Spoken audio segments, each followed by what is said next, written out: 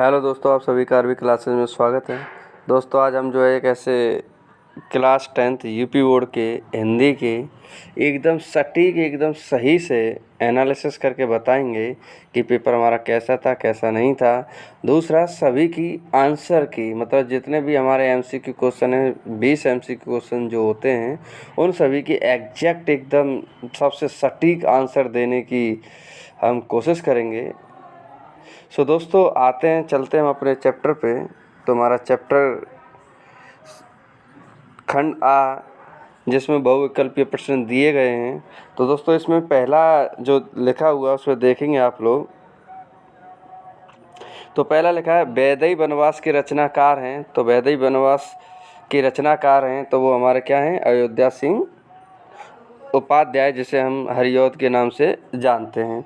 अगला है प्रयोगवाद के जो कवि हैं, वो प्रयोगवाद के कवि कौन हैं, तो हम बोलेंगे आज्ञे। अगला क्वेश्चन देखते हैं दोस्तों, थर्ड, भाव विलास के रचनाकार हैं। तो भाव विलास के अगर हम रचनाकार की बात करें तो क्वेश्चन नंबर थर्ड का आंसर होगा हमारे पास देव। क्या होगा हमारे पास? देव, भाव विलास के रचनाकार। नेक्स्ट है हमारे पास क्वेश्चन नंबर 4, छत्रसाल दशक किनकी रचना है? छत्रसाल दशक, तो छत्रसाल दशक है हमारे भूषण जी की। अगला एक क्वेश्चन देखेंगे, कला और बूढ़ा चांद के रचनाकार हैं। कला और बूढ़ा चांद किन ने लिखी है, किन इसकी जो रचना किसने की है, तो उनका नाम है सुमित्रानंदन पंत जी। तो नेक्स्ट क्वेश्चन देखते हैं दोस्तों हम लोग, छठा, नीड़ का निर्माण फिर किस विधा की रचना है? नीड़ का निर्माण फिर किस विधा की रचना है, तो हम बोलेंगे आत्मकथा की। नेक्स्ट देखते हैं दोस्तों, अगला क्वेश्चन है, निम्नलिखित में से शुक्ल युग के लेखक क्या हैं? तो दोस्तों इसको आपको थोड़ा सा देखना पड़ेगा, इसमें डाउट है तो आप वैसे देख सकते हैं। तो इसका आंसर आप थोड़ा सा कमेंट करके बताएं कि सातवें का आंसर क्या होगा। इसमें 7 का जो आंसर होगा मेरे नज़रिए से, उसको आप देख लेना एक बार, श्याम सुंदर दास होगा। नेक्स्ट क्वेश्चन पे आते हैं दोस्तों हम लोग अपने।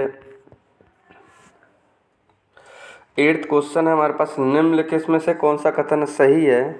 तो इस कथन में से आपको ढूंढना है कि कौन सा कथन सही है। तो एक बार इसको ज़रूर आप देखें।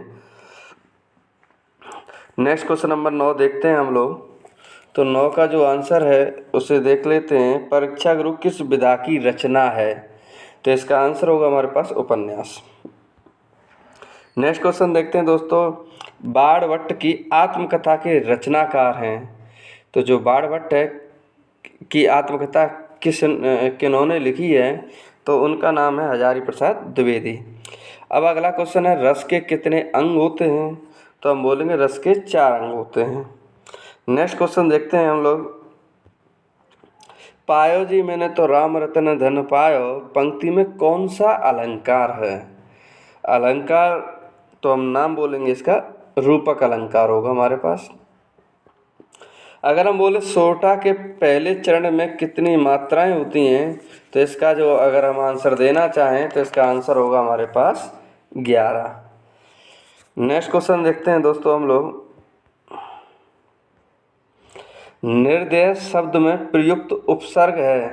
तो हम बोलेंगे निर्दय शब्द में प्रयुक्त उप माने होता है पहले,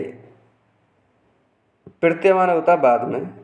तो उपसर्ग पूछ रहा है तो इसके हम क्या कर देंगे, संधि विच्छेद, निर प्लस अदय। तो हम बोल देंगे इसमें आंसर आ जाएगा हमारे पास सी।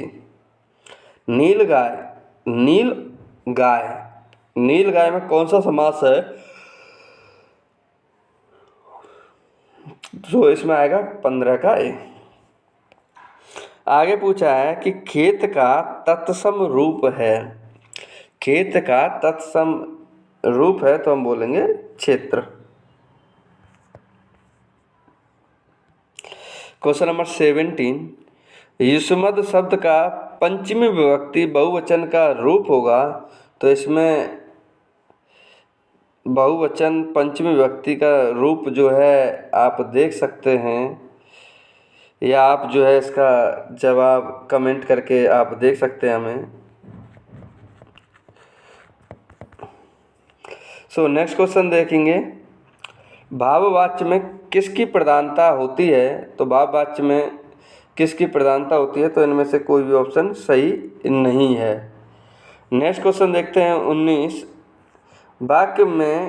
वाक्य के कितने तत्व होते हैं? तो हम बोलेंगे वाक्य के 2 तत्व होते हैं।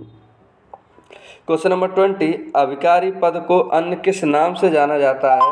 तो हम बोलेंगे अभिकारी पद को जो है अव्ययी पद के नाम से जाना जाता है। तो दोस्तों इस तरह से ये थे हमारे MCQ क्वेश्चन। अब दोस्तों इसमें देख लेते हैं एक बार, गद्यांश क्वेश्चन है तो इसमें से पढ़ के हमें क्या इसके आंसर देने हैं। तो दोनों ही गद्यांश थे हमारे पास। नेक्स्ट हमारे पास पद्यांश में से छांटो और 3 के आंसर दो। तो आपको इसमें से आंसर देने हैं, दोनों में अथवा करके है आंसर। क्वेश्चन नंबर 3, संस्कृत गद्यावतरणों में से किसी एक अवतरण का संदर्भ सहित हिंदी में अनुवाद लिखिए। तो इसे पढ़ने के बाद हम क्या हिंदी में अनुवाद लिखेंगे। अगला दिया गया है, एक का संदर्भ सहित हिंदी में अनुवाद करना है। तो दोस्तों हिंदी संदर्भ, प्रसंग और व्याख्या।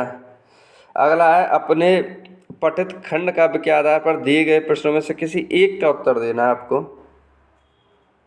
तो इस तरह से खा खा गा घा अड़ा में से कोई एक आंसर, चा छा जा झा। नेक्स्ट क्वेश्चन देखते हैं, दिए गए लेखकों में से किसी एक का जीवन परिचय देते हुए उनकी प्रमुख रचना कीजिए। तो जयप्रकाश भारती, पद्मलाल, पुन्नालाल बख्शी और जयशंकर प्रसाद। दोस्तों हमने अपने YouTube चैनल पे कुछ जीवन परिचय डाले थे और ये हमने बताया गया था कि इस बार 100% आने की श्योरिटी है। तो दोस्तों इसमें एक जयप्रकाश का जीवन परिचय जो है पूरा 100% आया है। और इसमें आगे देखते हैं, तो दोस्तों इसमें आप देखोगे सूरदास जी का जीवन परिचय आया है। ये लगभग फिक्स होते हैं कि कुछ जीवन परिचय जो है ये आने ही आने हैं। अपनी पाठ्य पुस्तक में से कंठस्थ कोई एक श्लोक लिखिए जो इस प्रश्न पत्र में ना आया हो। कुछ बच्चे जो है इसी में से ही छाप देते हैं, लेकिन वो तब छापा जाता है जब कि हमें नहीं आ रहा हो। लेकिन कोशिश यही रहे कि हमें कोई भी एक श्लोक जो इसमें ना दिया गया हो उसी को हमें लिखना है। नेक्स्ट क्वेश्चन देखते हैं, निम्नलिखित में से किन्हीं 2 प्रश्नों के उत्तर संस्कृत में दीजिए। तो इसके आंसर हैं, क्वेश्चन नंबर 9, निम्नलिखित से किसी एक विषय पर निबंध लिखिए। छात्र अनुशासन, स्वच्छ भारत अभियान, नारी सशक्तिकरण, विज्ञान वरदान या अभिशाप। क्वेश्चन नंबर 10 में हमको एक पत्र लिखना है।